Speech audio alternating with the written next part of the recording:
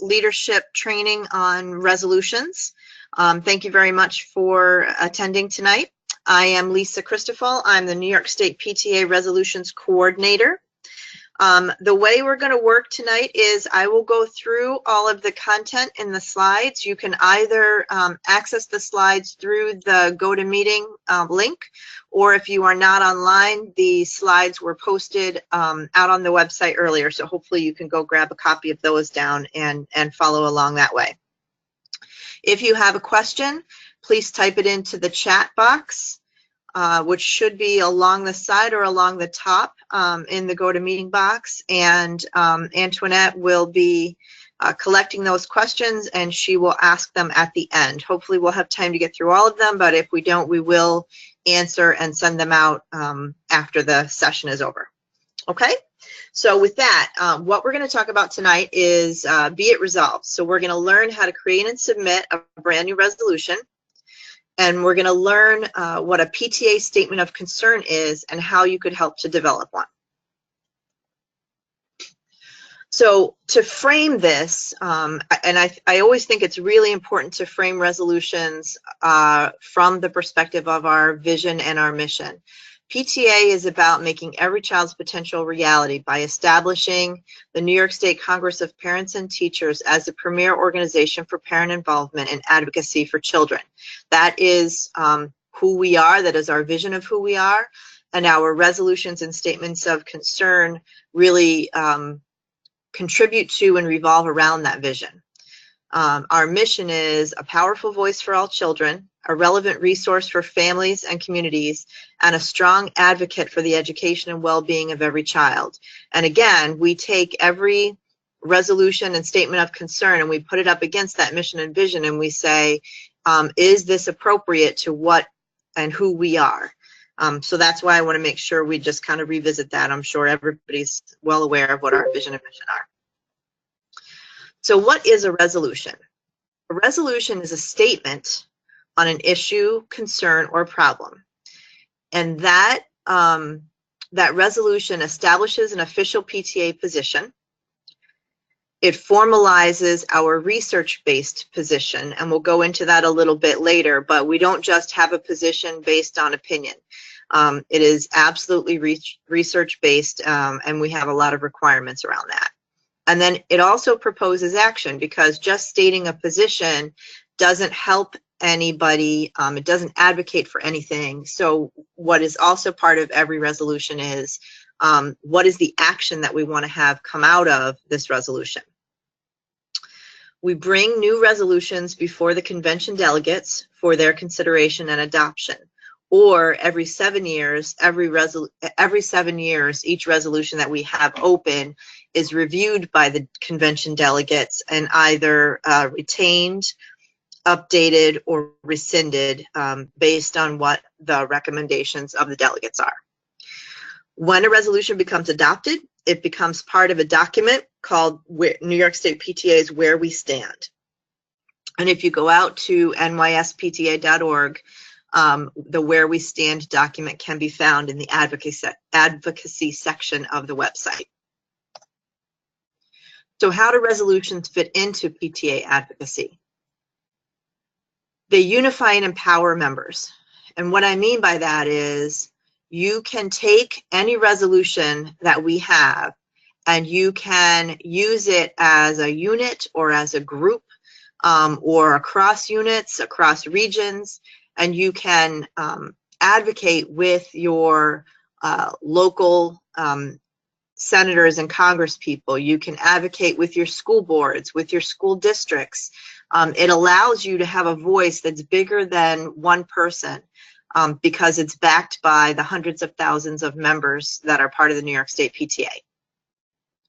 It also tells others what PTA stands for. So it gives people concrete positions on specific issues. And we'll go through a couple of resolutions a little bit later in the webinar to let you know exactly what a resolution looks like. And then it provides the basis to promote and influence education, legislation, policy, or program, and sometimes all of them. So a resolution has can have one or more resolved clauses, and each clause might advocate for a different call to action. So one might revolve around asking the New York State Education Department to do something or make a change. The second resolve might ask for legislation to be changed or for school board policy to be changed. So our resolutions work at all levels of education and the community to try to drive action. So resolutions plus action results in power, the power to influence and advocate for children and families. So where do we find resolutions? I talked about that Where We Stand document that is out on our website, and it looks like this. The current one says 2017. I think it was just updated last week maybe from November's convention and the resolutions that we updated then. When that resolution gets adopted, they become part of this official document.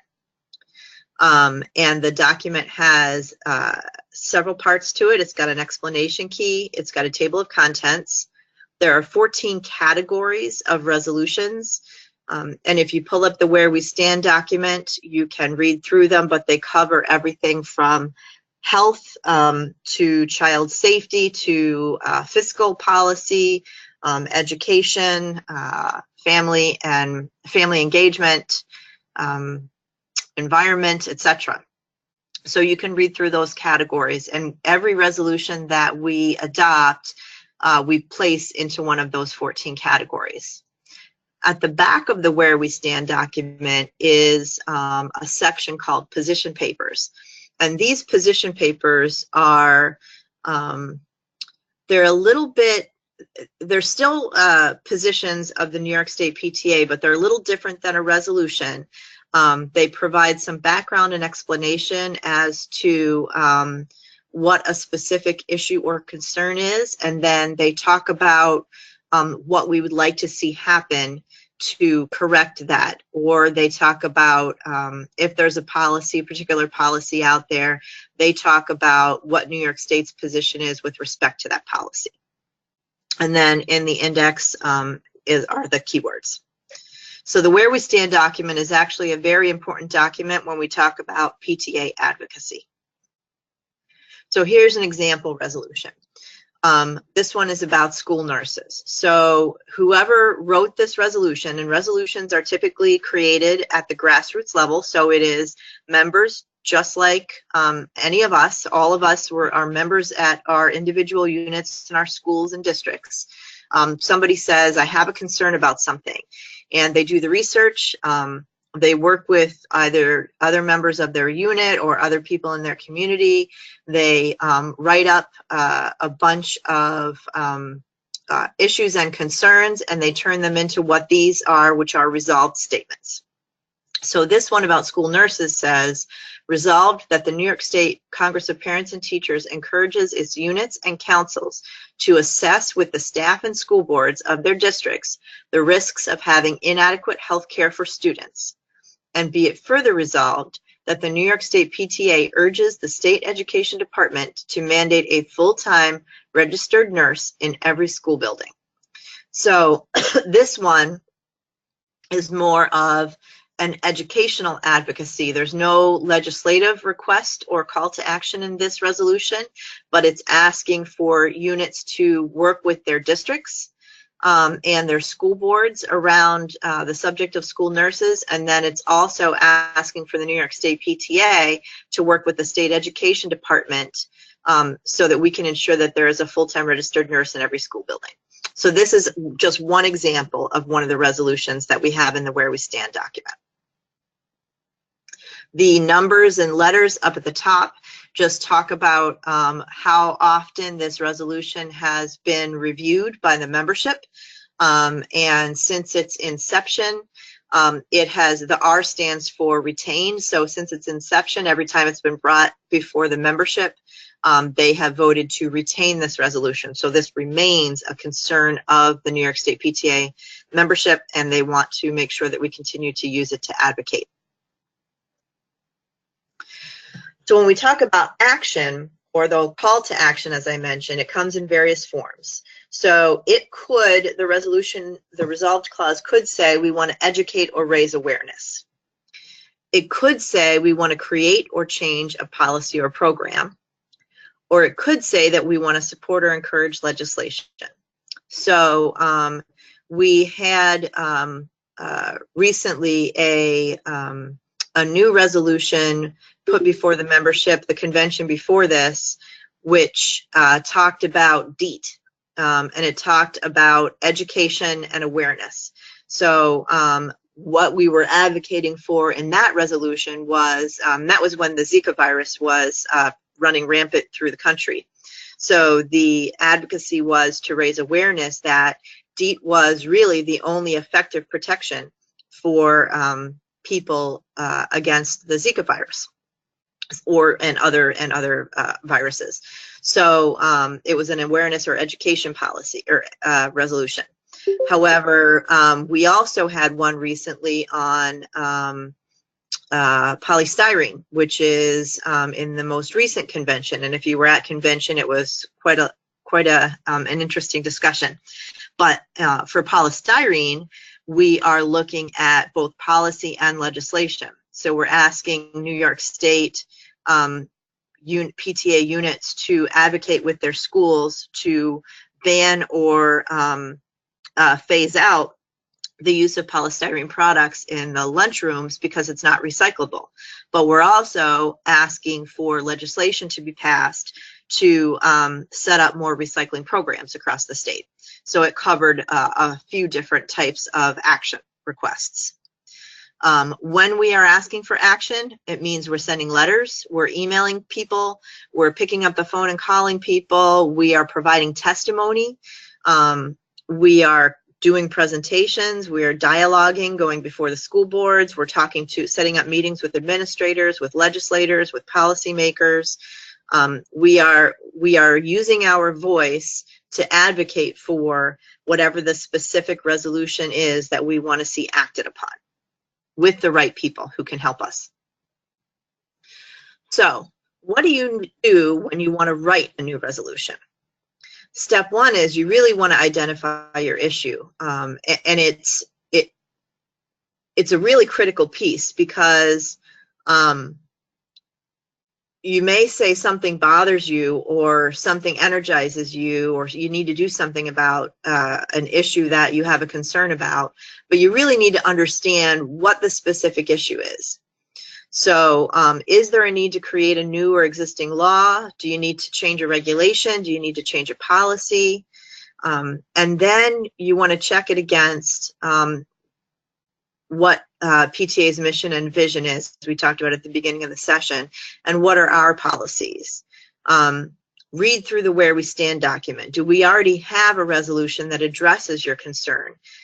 If we do, great, you can use that resolution to then start talking to those people that we talked about, sending letters, doing emails, speaking before the board, whatever needs to be done to advance our advocacy. If the proposed action has statewide application or a broader relevance, that has a different type of action that's needed. So once you've kind of gone through that thought process, and let's say that you've decided that, yes, it is a resolution that's necessary and you want to write up a new resolution. Now what do you do? First thing to do is research the issue. So resolutions are all due into the New York State PTA office on April 15th of every year. So for April 15th of 2018, that is the deadline to have any new resolutions sent to the resolutions committee in order for us to review and get it put before the membership at the November 2018 convention. So if you don't make the April 15th deadline, you're looking at November of 2019 when it would get presented before the membership. So that April 15th date is a hard deadline every year. So what you want to do is you want to set up a schedule and allow enough time. Research does take some time, especially if you're using a group of people and you're trying to coordinate schedules and everything. You also want to check existing laws and regulations. Sometimes that's actually helpful. Sometimes there are proposed laws and regulations that are in, that some senator has sponsored, but it hasn't, there's bills, I'm sorry, that senators have sponsored, but haven't gotten through, and you can use that to help with your issue research. Use a variety of resources and research it thoroughly. So one of the requirements for a resolution is that you have first primary research, basically. So these are either representative surveys of populations of people who are impacted by the issue. They could be scientific research papers. They could be, I'm trying to think of what the other types of primary information is, but they can't be editorials, they can't be blog posts, they can't be somebody's opinion. They really need to be real research records that identify the issue. You're going to keep a record of your research and your sources, and you want to review and check the information collected. Once you go back through all of your research, you may find that even though that issue, you know, bothered you or energized you, or you felt something needed to be done, you may find after you've done your research that either it's your opinion isn't backed by science or backed by the whatever the research is that you did, or you may find that there's already something out there that addresses what you wanted to have done, and you just have to, and you just can use that instead of having to invent something new. So let's say you researched your issue and you find that it really does need to be addressed. There's action that needs to be taken. So now you're ready to write your resolution. So step 3, you're going to draft your resolution. And in that resolution, you're going to clearly set forth what you want done and by whom. So you're going to decide what specific actions PTA should take to address the issue. And I'm sorry, I'm going to take a sip of water. So decide what specific actions PTA should take to address the issue. Each action statement becomes a resolved clause. So when we go back to the nurse here, so the action statement in the first resolve is that we want units and councils to assess with staff and school boards what the impact is of not having adequate health care for students. And we want the state education department to mandate a full-time registered nurse in every school building. Those are the actions we want to have come out of the resolution. We're going to use a logical sequence of statements to explain the rationale for the resolved clause. These are called whereases. So, and they're going to go from, you're going to list reasons from general to specific, and each reason or whereas statement has to have 3 pieces of evidence to support it. Those are called whereas. So you might say whereas, so we talk about the deed. So whereas the incidence of Zika is high, and whereas risk of Zika is of death from Zika is high. I'm making this up and not doing a very good job of it, but essentially you're putting together your whys. Why do we want to have these resolved clauses or these action statements put before the membership to be adopted? So why are we doing this? And all of our whys have to, that's where your evidence or your research comes in to say, these really are real, and we really need to have the action come out of this that we're proposing. So then you're going to write your final draft. So you're going to put the steps together.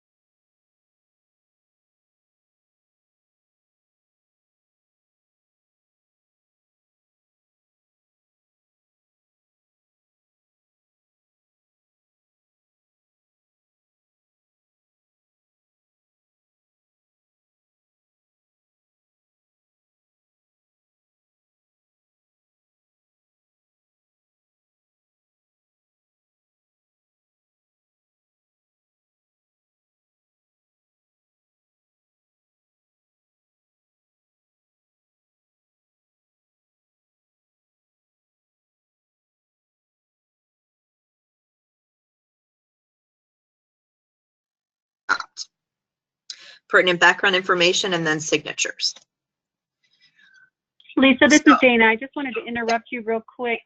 I just need to find out, I don't see your shared screen, and I don't know if it's just me or if it's everyone.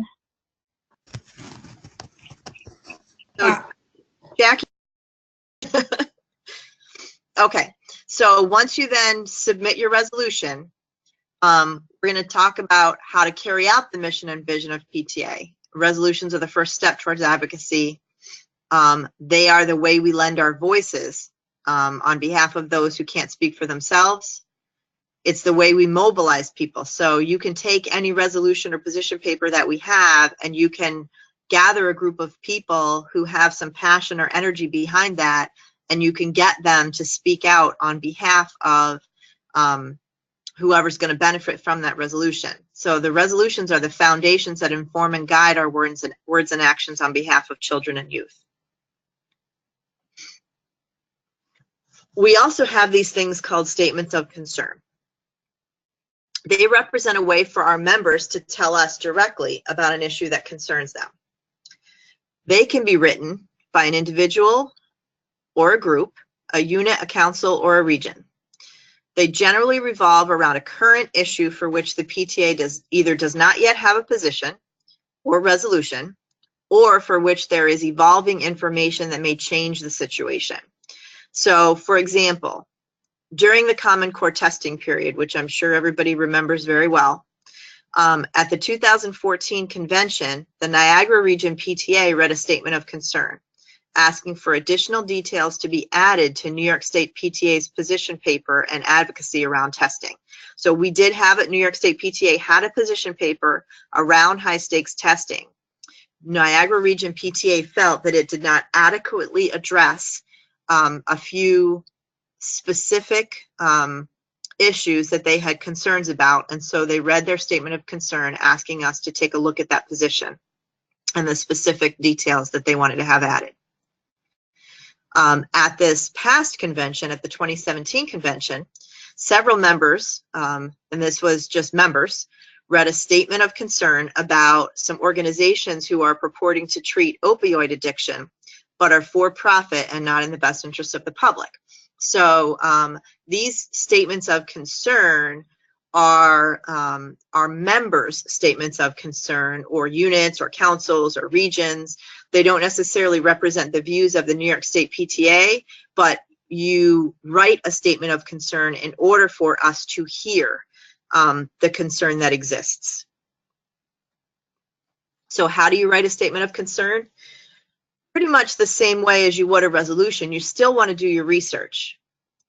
You also want to make sure that it's not too general. So you want to make sure that you state your concern and your recommended plan of action.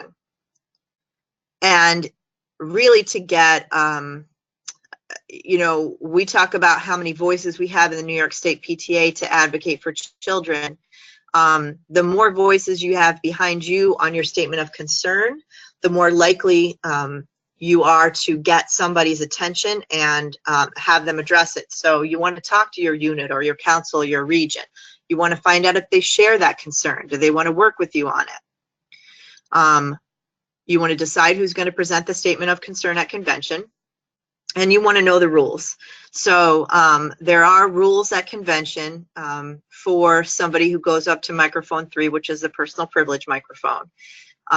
So these statements of concern are read at convention after the business of convention has been concluded, and no one person can speak for more than 2 minutes. So what I have seen done is sometimes they will have, if there are 3 or 4 people or a unit who have the statement of concern, they might have several people there in line to continue reading the statement of concern until it's done.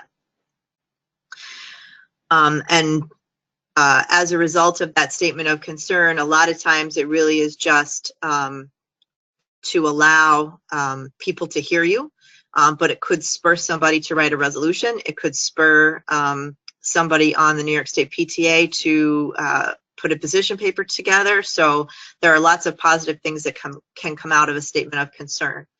So I wouldn't hesitate to do that if you feel strongly about an issue, but obviously I think you can get it done, a resolution is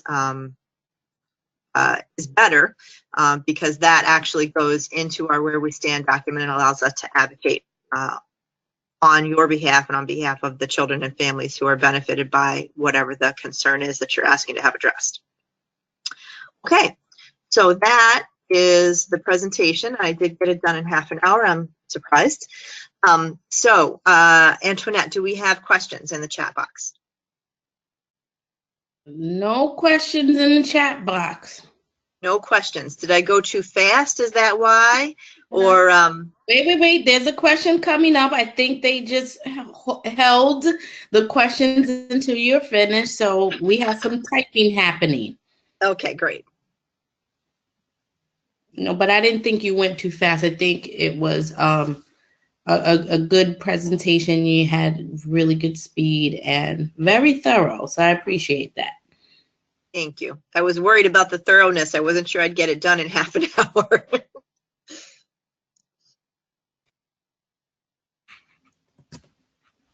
All right, the difference between a resolution and position paper in content and detail. So looking for that difference. So a resolution has specific resolved clauses, which are calls to action. And they are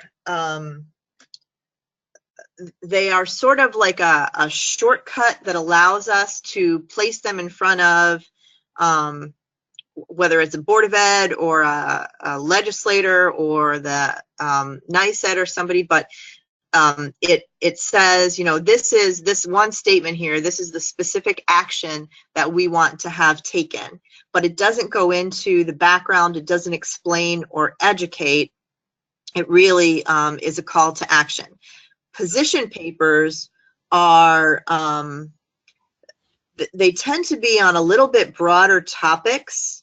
So for example, we have a financial literacy position paper that we just reapproved this past year.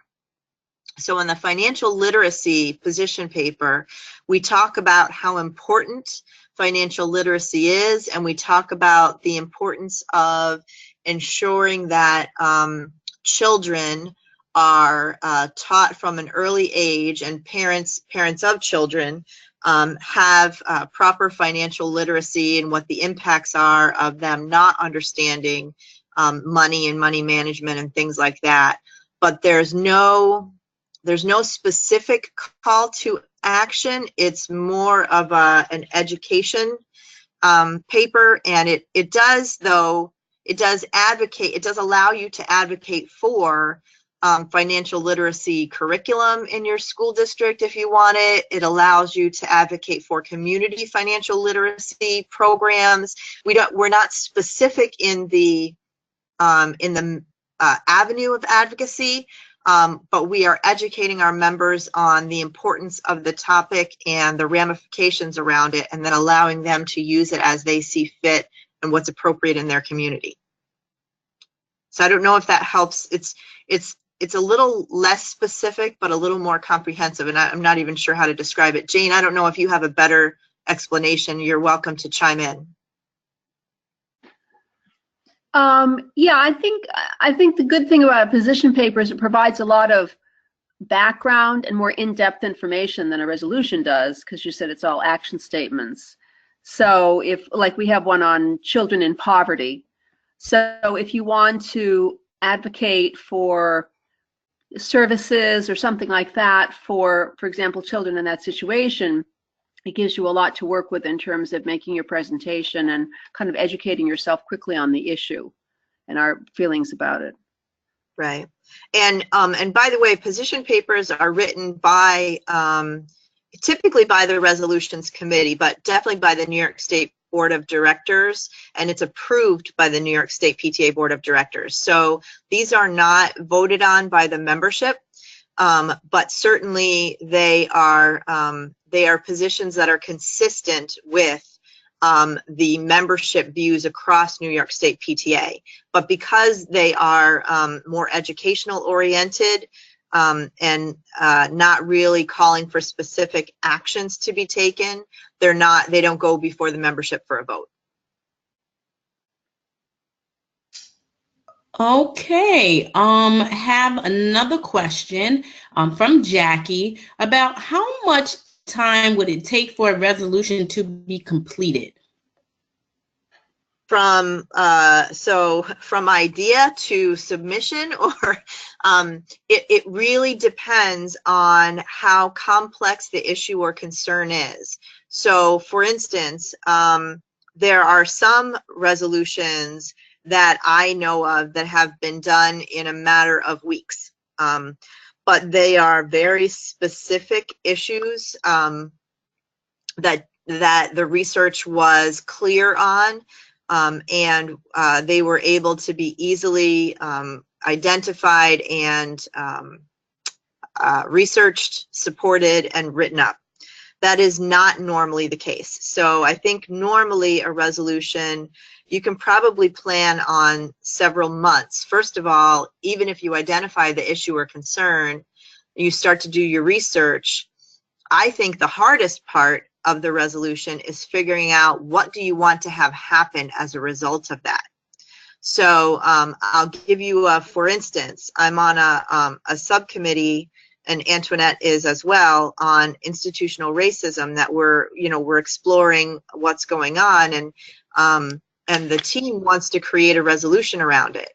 But the question is, what is the resolution? What actions do we want to ask to have happen? And that is a harder thing, because you want to make sure that whatever it is you're asking to have acted, whatever your call to action is actually what you really want to have happen. You don't want unintended consequences.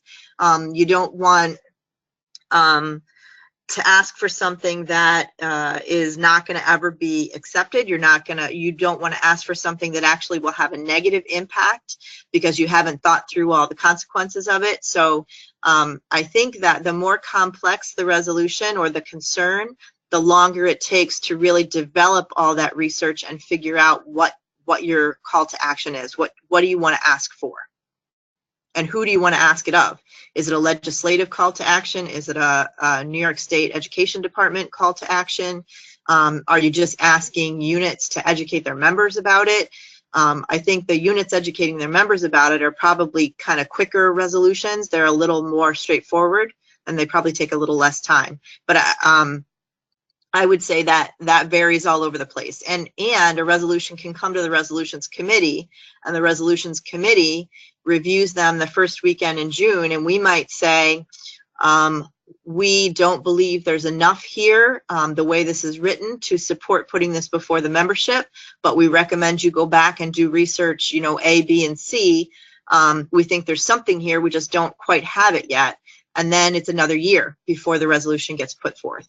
So it can take a little while, or it can be pretty quick. It really depends. It depends on how many people you have helping you too. If you can divide and conquer, you're much better off, because if you can send people off to do research in different areas, and then they all come back together and can bring it together, that'll get it done for you much more quickly than somebody individually working on it by themselves. Okay. I'm going to add to one question. So Jackie has a question.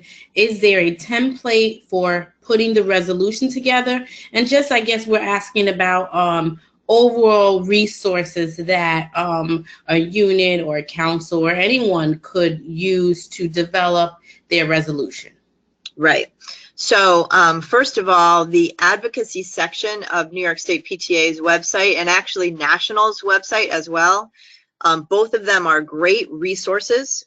So that is where I would start, because I think the best and easiest solution to any concern you have would be to say, hey, we already have something out there. Let me use that, and then go advocate the way I want to advocate to try to get my concern addressed, right? That's the quickest way. So I would always start with the resources available on the National and the New York State PTA website in their advocacy section.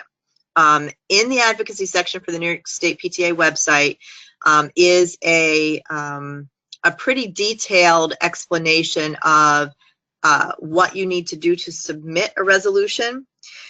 And it does have, I'm trying to think, I'm not sure I would call it a template. And Jackie, I actually don't remember if there's an actual template out there, but there's certainly enough detail out there for you to be able to follow to put it together.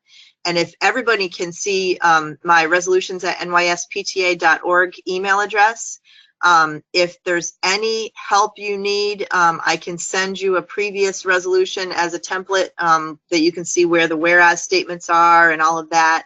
I can certainly get something out to you if there's not something on the website right now.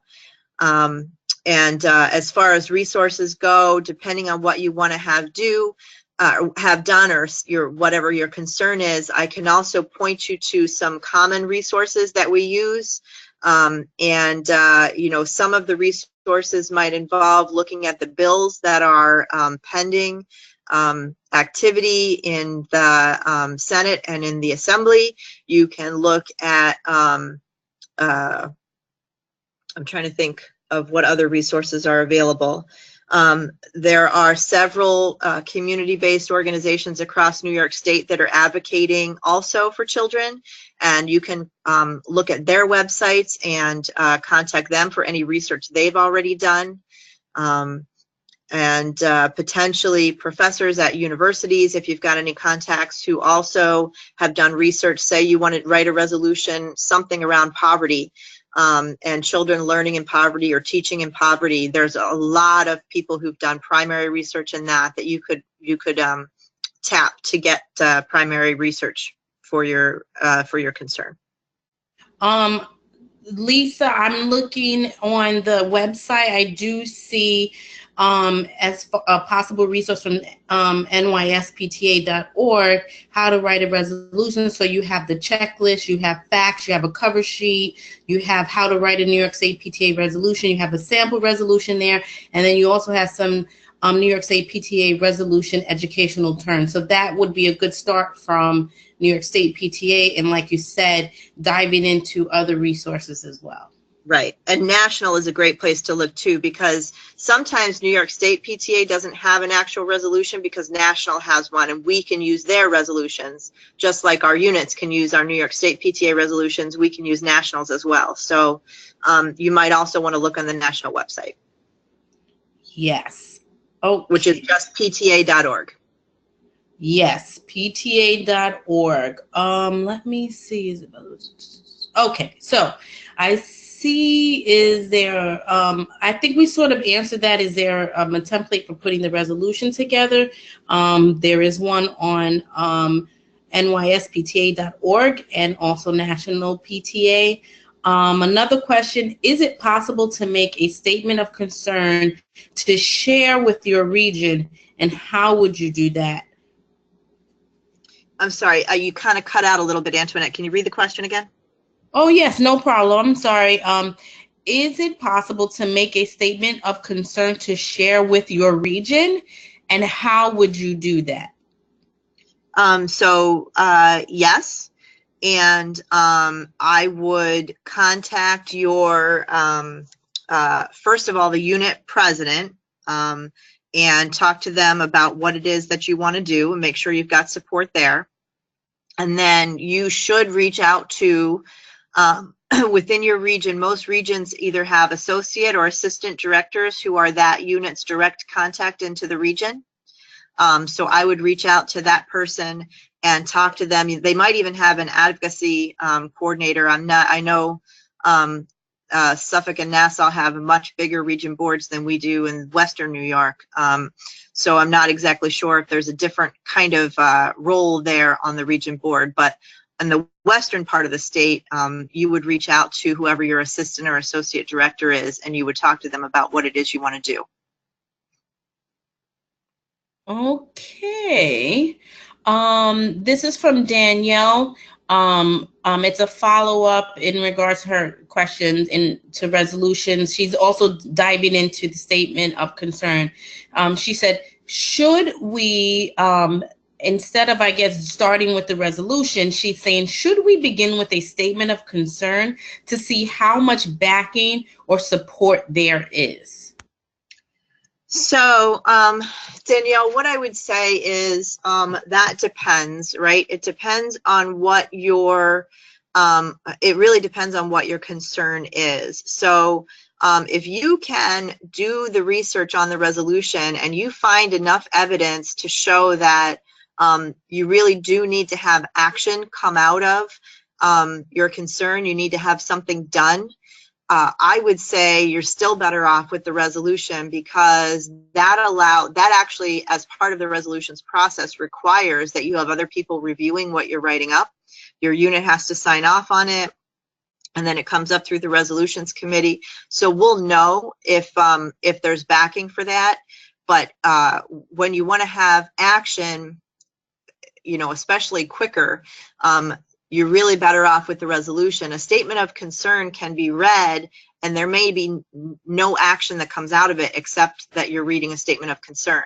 So I would hate to see you do the work to put into that if you might be better off doing it as a resolution. So it really depends on what your concern is, right? If you've got a concern but you're you know, the research isn't there yet, it's a little early, you see things developing and you have a concern about what's developing, but we don't have enough research to know yet whether it's going to be a concern, that might be an area where you might want to write a statement of concern.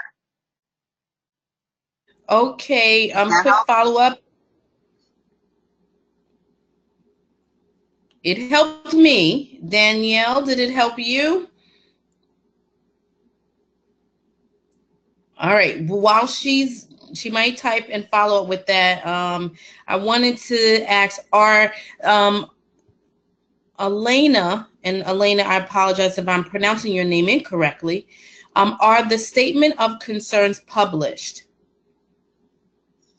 That is a great question. I'm pretty sure they're published as part of the convention minutes, but Jane, can you answer that for sure? I'm not 100% sure. Yeah, a statement of concern that's read at New York State Convention does have to be submitted in writing to the secretary, and so it does go into the minutes, but that would be it. I mean, it doesn't mean that you couldn't go back, and if you know, had spoken on behalf of your unit, you could put it in your newsletter or something, but it's not published by the state. Right, and I can tell you, for example, that the like the Niagara region statement of concern that I've shared with you guys as part of this presentation, Niagara region actually has it published on their website, and they've used it to communicate within their region. So there are ways that it can be out, but it's not going to be part of the Where We Stand document or anything permanent that's on the website. Okay, sounds good. I'm going to follow up. Danielle has some other good questions. Are there acceptable sources? And I will add to that, is there somewhere specific that you can find acceptable sources, or how do you know if a source is legitimate or acceptable? Okay, so if there's any question, while you're doing your research, please email me, right? And I will check it out and let you know. But I can tell you one way to tell is if somebody, so if you've got a piece, let's say you're researching a resolution on an environmental issue, and there is a university or an EPA study or something that says that this particular substance or compound or whatever is dangerous over a certain level, then that is acceptable. However, if you've got a column written by somebody in a health magazine who is quoting that study, you cannot use the column from or the article from the magazine as your resource. You need to go find the study and quote that study. So you basically try to go back to the source of the information. That's the best advice I can give you in terms of what is acceptable. And the other thing that's acceptable from a source perspective is primary surveys. So if one of the resolutions, it didn't go forth as a resolution, but we actually wrote it up as a position paper on the LGBTQ affirming resources that we presented at convention. One of the pieces of research that they used was a survey of LGBTQ students. And that is a perfectly acceptable resource or source of information, because you are asking them their opinions of how safe they feel, how supported they feel, whatever. That is acceptable in terms of what their purpose was, a source of data. So, you know, you kind of have to combine whether it's a primary source of data and what you're trying to use it for. If both things align or match, then they are appropriate to use for the whereas statement. And I don't think we have a specific list of them. I think on the website area in New York State PTA that Antoinette quoted, we do talk about primary research and what you can and can't use, but I don't know that we have any specific sites or any specific list of resources. But again, resolutions@nyspta.org, just email me and ask me if you found something and you're not sure if it's acceptable. I can let you know if it is or isn't. Oh, okay, that sounds good. Let's see. It looks like, okay, so from Danielle, research articles / study results are mostly accepted, then yes? Yes, mostly they are accepted, as long as they are, yeah, so as long as, and I do have to qualify this, as long as they're published in a reputable journal, or they've got reputable sourcing. So, you know, something that's a study that is published in the Journal of American Medicine, I would say is a reputable resource study. If a study is published, let's say there's a company selling, I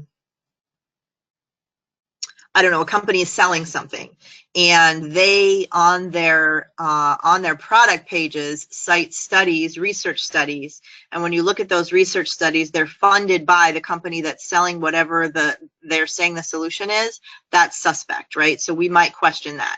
So you do have to look at the source of the study. All right, that makes sense. And here, this is from Danielle again, and she's just trying to sum things up, what she's heard. Resolution should support mission / vision, should be research-based, and include a call to action that is clear in its intent. Is that correct? That is perfect. We could have done my presentation in 5 minutes. Okay. Let me just scroll through, make sure I didn't miss anything. It looks like these, and Danielle also said thank you very much as well. It looks like we have tackled all the questions here. I'll ask, a call for, are there any additional questions, any other clarification anyone may need? Elena says, thank you, everyone. The information has been helpful. Yay. And I encourage anybody who's interested to tackle writing a resolution if you have any energy or passion around it. It's just so much. It's a really fun exercise, plus obviously the benefits, right? The benefits to the children and families and communities if you're able to get the concern addressed. But the whole exercise is so enlightening and so empowering, and I think that it's something that everyone should at least try. I agree. I do know that we will have this webinar available on the website for additional review. I would suggest Danielle, Elena, you can always share it. Make sure that you share it with within your units or to anyone you may want to work with in regards to writing a resolution or a statement of concern. Advocacy, here you also have Lisa's contact information as well. And so if you have any additional questions, anything you want to run past Lisa, you are definitely free to do that. We appreciate all the participants in this webinar. We hope that you have enjoyed it and that you walk away fired up and ready to go to write your next resolution or statement of concern. Lisa or Jane, do you have anything in addition to add? No, I'm good. Jane, anything? No, I'm fine. Nothing. Thank you Good all job. so much for attending. This is, Thank you, as you can Lisa. probably hear from my voice, this is my passion and I love this. So I'm very thrilled at anybody who had interest in it. I know sometimes it can seem a little boring, but I think it's why we do what we do, and it's fascinating to me. Thank you, Lisa, for